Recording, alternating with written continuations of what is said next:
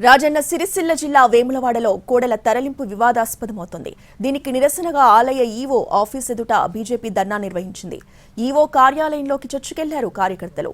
కోడెలను నిబంధనలకు విరుద్ధంగా తరలిస్తున్నారంటూ ఆరోపించారు. ఈవోను సస్పెండ్ చేయాలని డిమాండ్ చేశారు. కొండా సురేఖను మంత్రి పదవి నుంచి బర్తరఫ్ చేయాలంటూ నినాదాలు చేశారు. కోడెల తరలింపుపై విచారణ చేపట్టాలని ప్రభుత్వానికి విజ్ఞప్తి చేశారు. 49 కోడెలను మంత్రి సురేఖ అనుచరులకు ఇవ్వడంపై వివరణ ఇవ్వాలన్నారు. అక్రమంగా కోడెలను తరలించి భక్తుల మనోభావాలను దెబ్బతీస్తున్నారని ఆగ్రహాన్ని వ్యక్తం చేశారు బీజేపీ నాయకులు. అయితే కోడెలను అక్రమంగా విక్రయించినట్లు వచ్చిన వార్తల్లో నిజం లేదన్నారు మంత్రి కొండా సురేఖ. గత ప్రభుత్వ హయాంలో కోడెల నిర్వహణ భారంగా మారిందన్నారు. చాలా కోడెలు మరణించిన విషయాన్ని గుర్తు చేశారామె. 6 నెలల క్రితం సిరిసిల్ల జిల్లా కలెక్టర్ చైర్మన్ గా, వేములవాడ ఆలయ ఈవో కన్వీనర్ గా పలువురు ఇతర సభ్యులతో కమిటీ ఏర్పాటు చేశారు.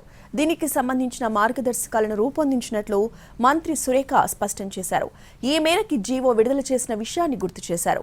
ఈ మార్గదర్శకాల ప్రకారం పట్టాదారు పాస్ పుస్తకం, ఆధార్ కార్డ్, ఫోన్ నెంబర్, సంబంధిత మండల అగ్రికల్చర్ ఆఫీసర్ ధృవీకరణ పత్రం ఉంటేనే కోడెలను పంపిణీ చేస్తున్నట్లు తెలిపారు. ధృవీకరణ పత్రాలు నిబంధనలకు అనుగుణంగా ఉంటేనే ఒక రైతుకి 2 కోడెల చొప్పున మాత్రమే ఇస్తున్నామన్నారు.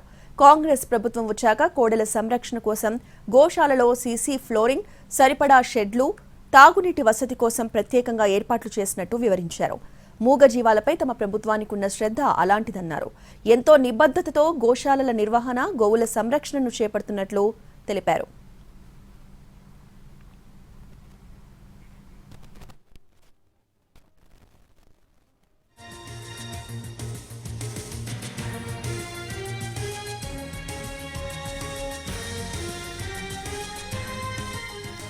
ఆలయ ఈవో మాత్రం కోడెలను ఎలాంటి సొసైటీలకు ఇవ్వలేదన్నారు.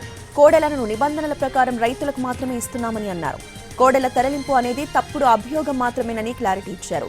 కోడెల తరలింపు వ్యవహారంపై పోలీస్ స్టేషన్లో ఫిర్యాదు చేస్తామన్నారు.